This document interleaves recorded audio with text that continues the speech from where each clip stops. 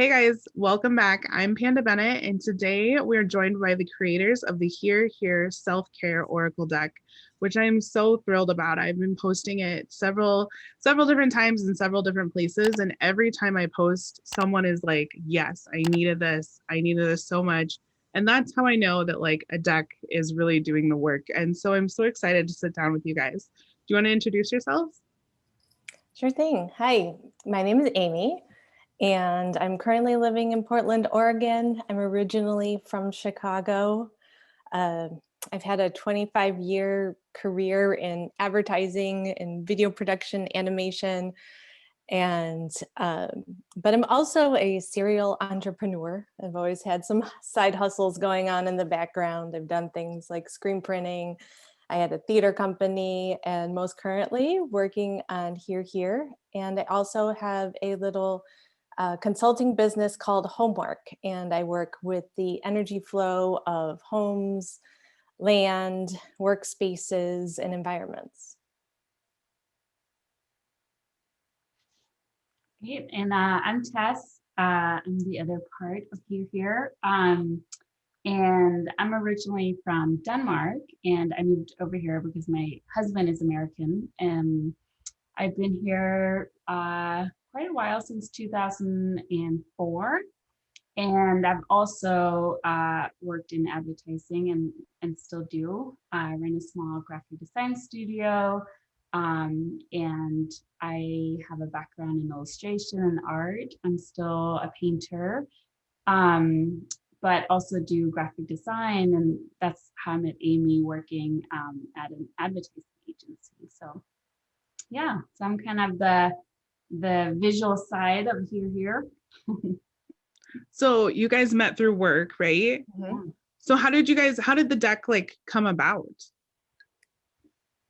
Yeah, so yeah, I can kind of start talking about that a little bit. Yeah, so Amy and I met at an advertising agency, and that can be kind of a stressful environment. There's a lot of things kind of thrown at you and a lot of deadlines and just kind of general stress. And I think we started kind of going on these like daily walks where we kind of just needed to kind of decompress and kind of ground ourselves and kind of just take a moment. And then that's when we kind of started talking about creating something that we could kind of use kind of in a pinch when you're kind of really needed to ground yourself kind of in your busy day. And we wanted something that was like something you can have on your desk and be really accessible.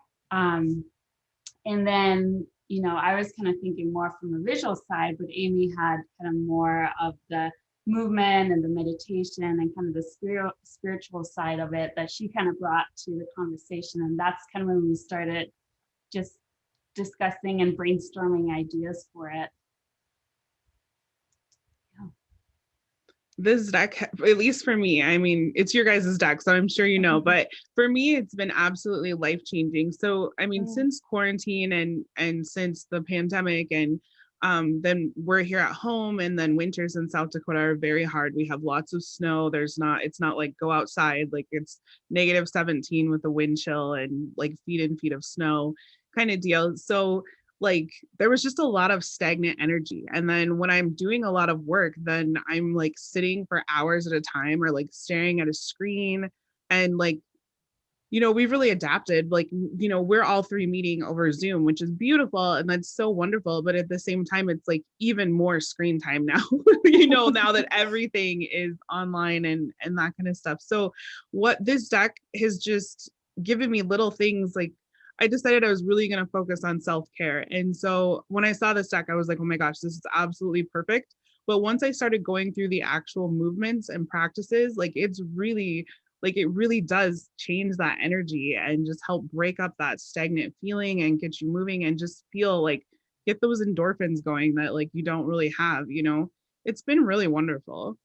Right. Yeah. And I think we really just wanted something that's very accessible to. I think, Amy and I have very different backgrounds, and we had some really interesting and fun conversations early on because, I think Amy has been very involved in kind of spiritual side, and I'm sure she could talk about that. But I'm a complete newbie, and I was just like this, floated creative artist person who like didn't have kind of a structured journey of any way, more kind of just intuitive into kind of art. So I think we wanted something that was both creative, but also kind of had that kind of journey and the more spiritual side of it. So we wanted something that was kind of accessible to the complete newbie, which was me. So I was kind of the test audience for things where it was like, Amy would talk about it and I'd be like, oh, okay, maybe we could phrase it this way or do something to kind of, you know, have everyone kind of be part of it. Yeah. And like, it doesn't really matter where you're at. Like, it's accessible for space and for time and for body types as well. That's what I like so much, is because like, so I have a baby, and then I have a 1-year-old, and then I have a business, and I have an 11-year-old, and we have like homeschooling because of the quarantine, and like just a lot of things, it feels like. But like, so I don't always have time. I mean, you know, people are like, oh, you need to make time, but I don't always have time for an hour of yoga. You know what I mean? I just don't have time. But like, to take the 5 minutes, 10 minutes to like do the movements and practices from your deck, I mean, it's very accessible. Like, it's definitely, you know what I mean? Anybody can do it anywhere, sitting, standing at your desk, where they have a smaller space, bigger space. Like, that's what's really beautiful. Thank you. Yeah. And yeah, that was one of our goals, was to just be able to do it anywhere. And even just letting people know that just those couple of moments can shift things and help in the self-care realm.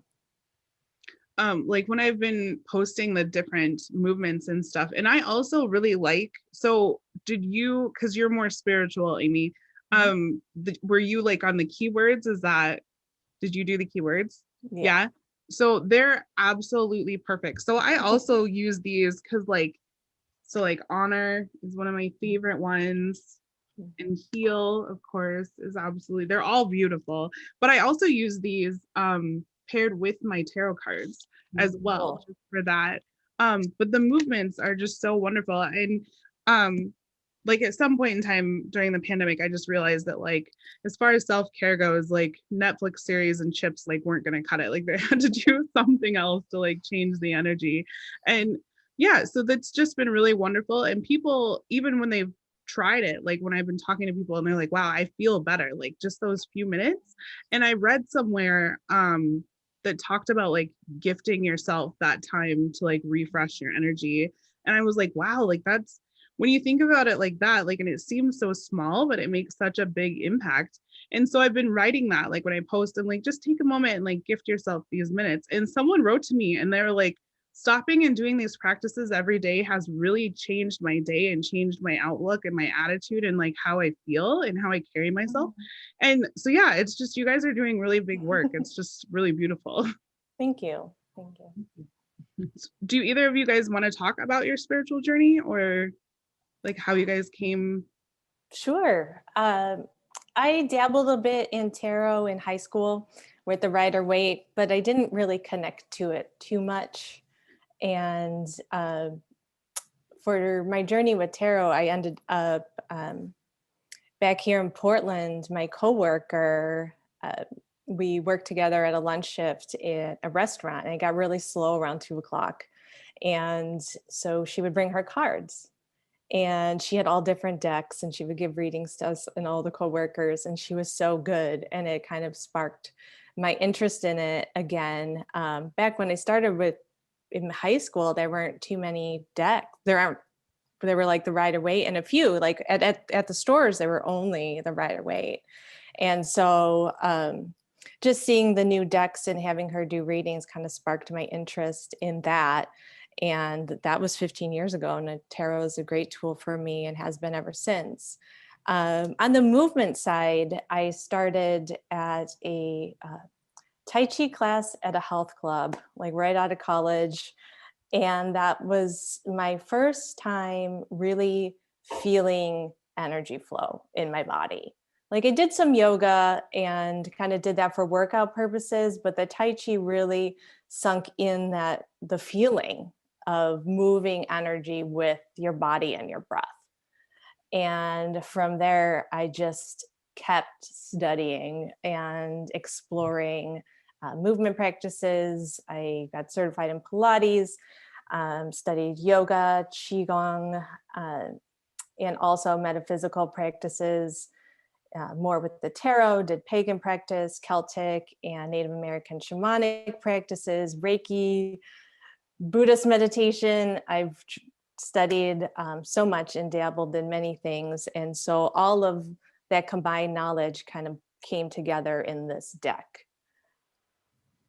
Yeah, and breathwork is something that everyone can do, and it's something that seems so small, but it really is an important practice that can really affect you.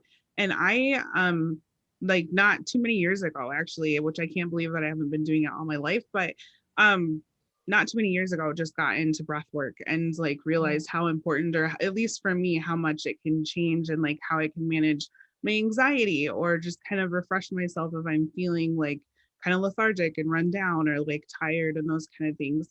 But also with your cards, I really like that I can take one card and sit down in the middle of my living room. I mean, if I have the time with my kids running around, but I can do like whatever the movement and practice is, I can do it big or I can do it small. Like I can just do a couple of 5 minutes, or if I have that 30 minutes to sit and to do like, a deeper ritual with it, like that's really nice. I appreciate that.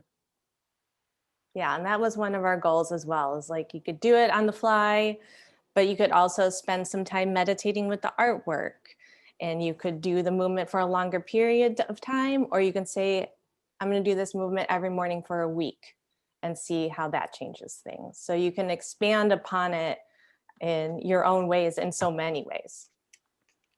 How did you guys come up with this person here? Hopefully I'm not covering him. The character. Yeah.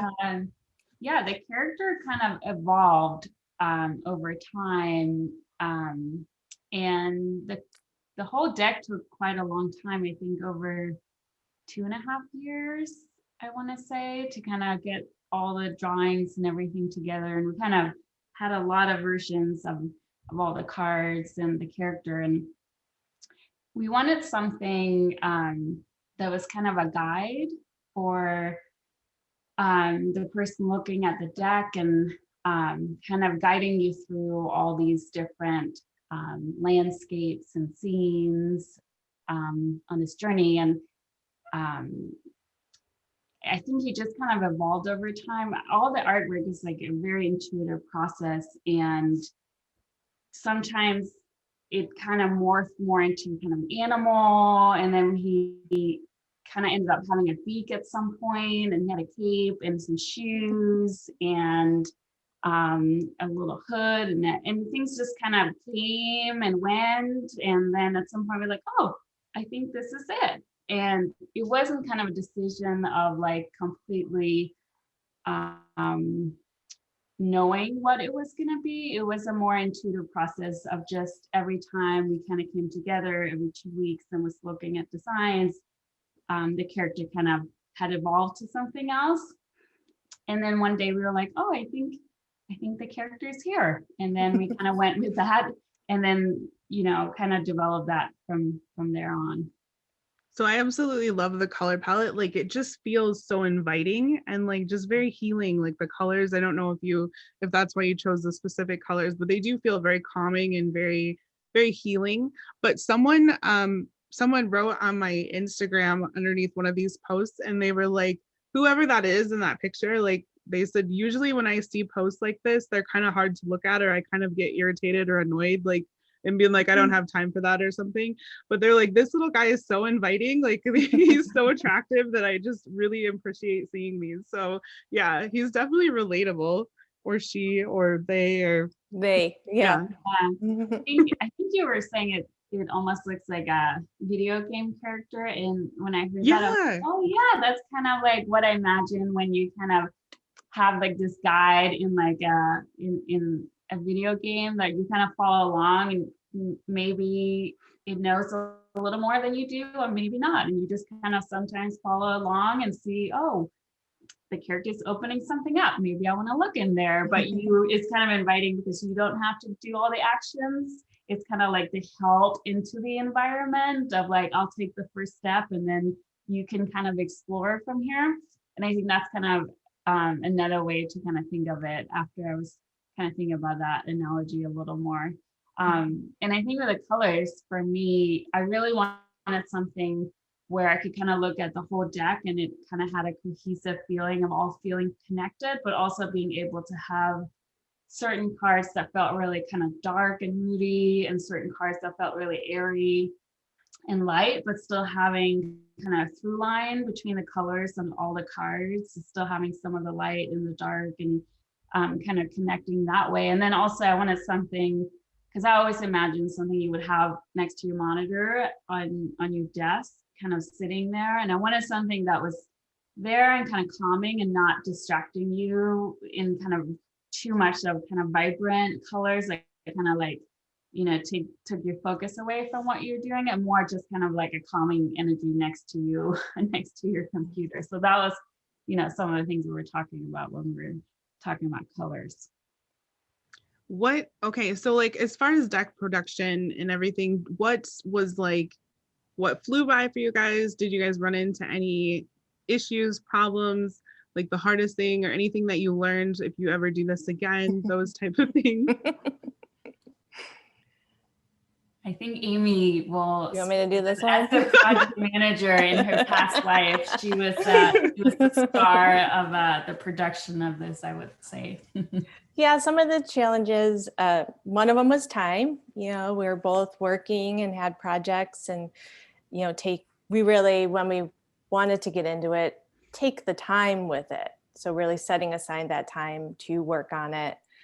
And production wise, mostly with printers and finding the right printers.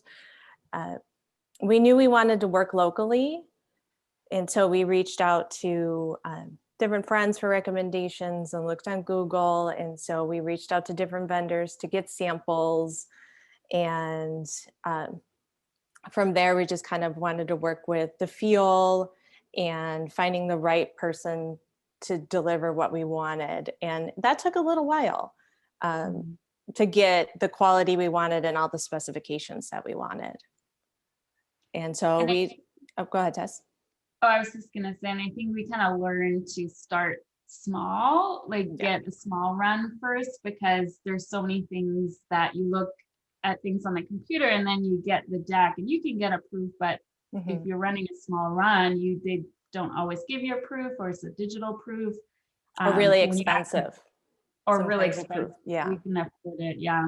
So when you actually get it, you're like, oh, this looks very different, or this is very dark. You know, from the design point, make everything a little lighter than you want the cards to look like. We're going that. And then I think just like knowing that there's going to be some changes in kind of the first run that you do, and that's just part of the process. I think that's kind of good to remember. Nothing is going to be perfect ever. Yeah. And it's nice to get some cards out there and get some feedback too. Yeah. So if there's anything, you have time to make changes and you're not committed to, 1,000 decks. And so you guys were able to do this locally, and you guys did this yourselves, right? Like, would you ever consider like launching to Kickstarter to do more of them, or? We have considered it. Yeah. I just feel like everyone needs a stack. That's the only reason I asked. No pressure. Yeah, it's still a thought of ours. It's still an option for sure. Yeah. So are you guys gonna have anything else? Are you working on anything else in the future or anything like that? I always like to ask people. You don't have to tell either. Don't feel pressured. No, we're happy to talk about it. We actually just started another deck, and one of our goals in the beginning was to expand upon this deck. And this time we're taking an angle to kind of work with my other little company, Homework, and do the deck called Here, Here, Home. So instead of suggestions for mindfulness and self-care practices, they're suggestions for how to shift, the energy of your environment or your home and your surroundings. And so the cards will still have the same back. So they could be shuffled in with the original Here, Here deck. So you could use them separately or together. The suggestions will still be really accessible, something you could do within a couple minutes, really in any space. Like none of the things require purchasing anything. And it's all just really along the same lines, just instead of the body and the mind, it's your space. So it'll be 24 cards again with the booklet, and yeah, can be used together or separate. That's super exciting. So I didn't want to interrupt you when you were talking, but when you were talking about what you do, I was going to be like, so can you come to my home and fix my space? Totally. That's really exciting. Do you know like any time frame, like this year, next year? We're hoping for this year. Really? Oh yeah. That's super exciting. Yeah. So what do you guys do when you're not making cards or working? Like, what are your guys' hobbies? Like just about you guys?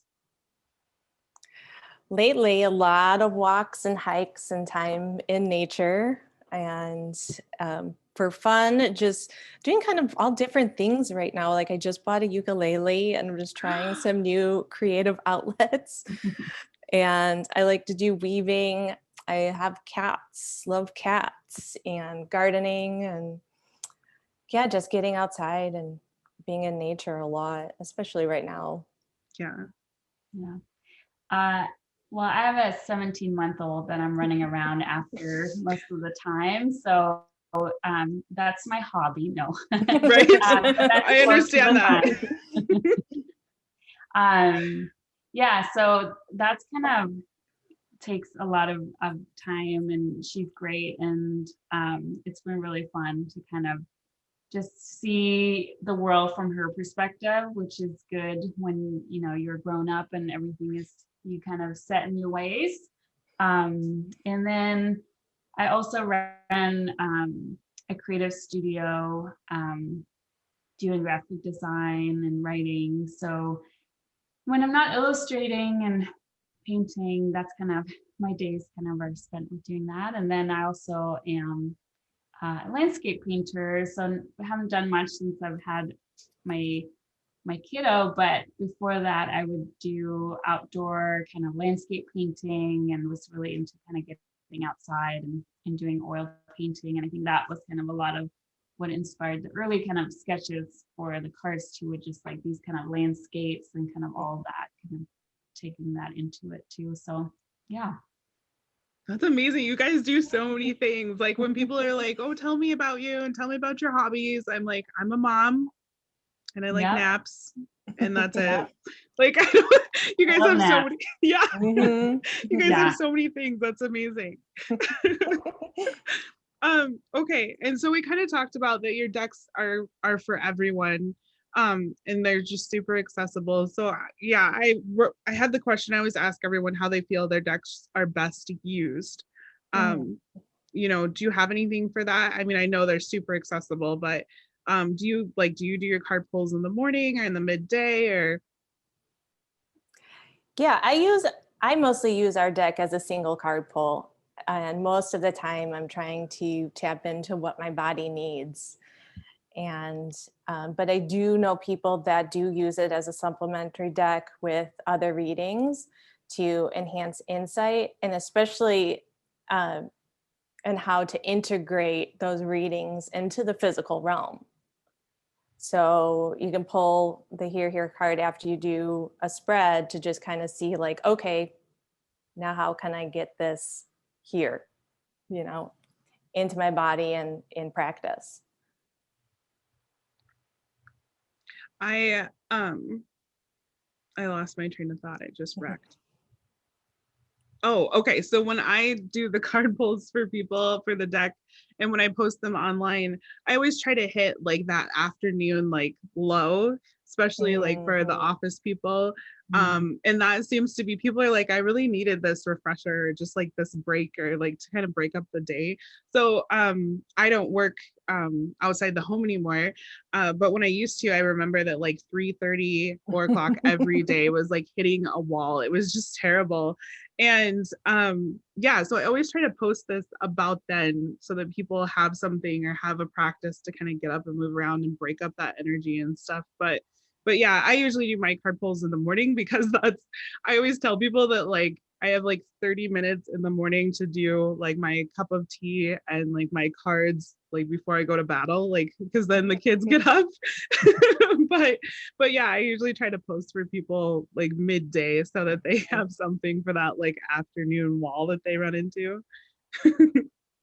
Yeah, I think I'm very similar. I think it's just the screen fatigue of just having had so much input from like emails and just everything. So I think that's like just like a few minutes of resetting creatively and just taking a moment to kind of get away from the screen has like really helped me too. Yeah. Just being more productive, kind of that, and especially, that's like around 4 p.m. is when I pick up my daughter, and like just having kind of that break between stress and work and deadlines, and then taking a moment before I kind of meet her and see her again and make sure I bring a good energy when I like kind of am with her, because it's like not bringing all the work stress and all the business stress to the times that I have with her. I think that's kind of a nice